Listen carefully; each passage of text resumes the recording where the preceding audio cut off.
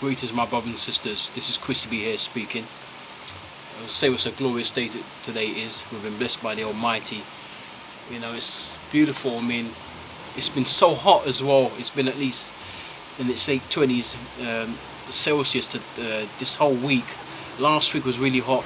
Last week was in its 20s. This week we're approaching 30. So it's about shorts and t-shirts this week.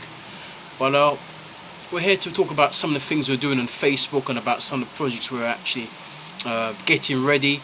We're writing a book about the icons of Jamaican music, the singers, as well as the musicians, as well as the DJs, and so on. And we're just giving you a sample on Facebook right now where we've posted some things about some of the foundation icons. So Count Wachuki, people like Derek Harriott, Derek Morgan, Jacob Miller, Count Wachuki, Alton Ellis, and so many others. We've got Ernest Ranglin coming up as well, the great guitarist.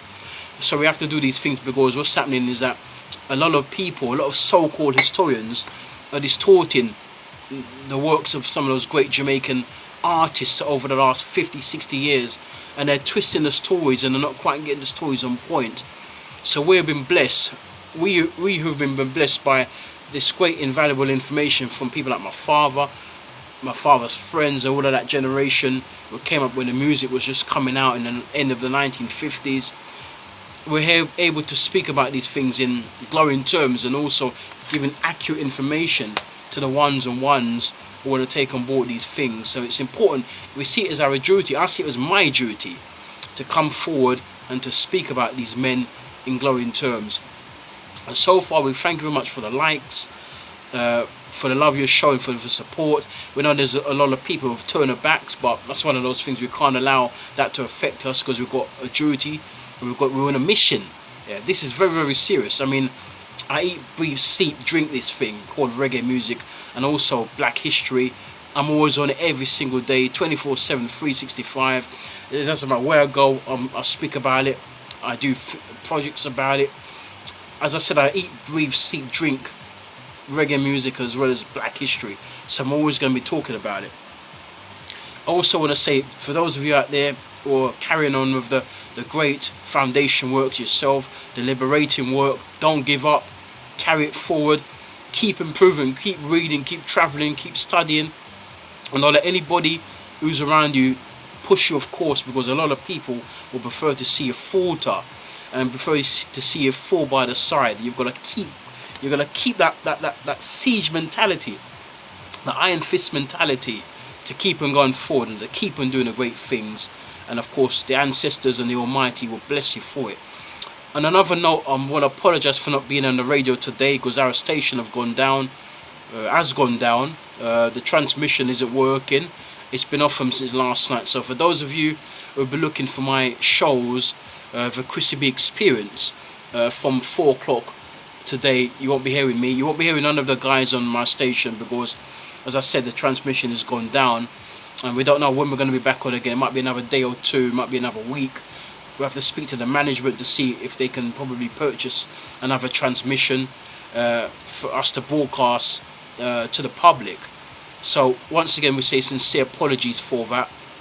Also, as I said, we're going to keep doing these posts about the reggae icons. We're also doing some posts about some of the footballers as well.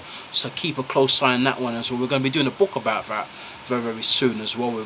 We're in the process of organising and getting together some papers to do books about some of these soccer players as well. But for the time being, the most important project is the music and is the reggae one and the one around black history. But the football is very, very important as well, because there's a lot of people who come to me and ask me about the footballers, and I might do one about the black footballers as well, some of the greatest black footballers that ever lived. And I think there's a book that came out maybe 15 years ago called Black Pearls, and that documented many of the great black footballers from around the world who made a huge impact on the game as well as the culture and as well as the lifestyle.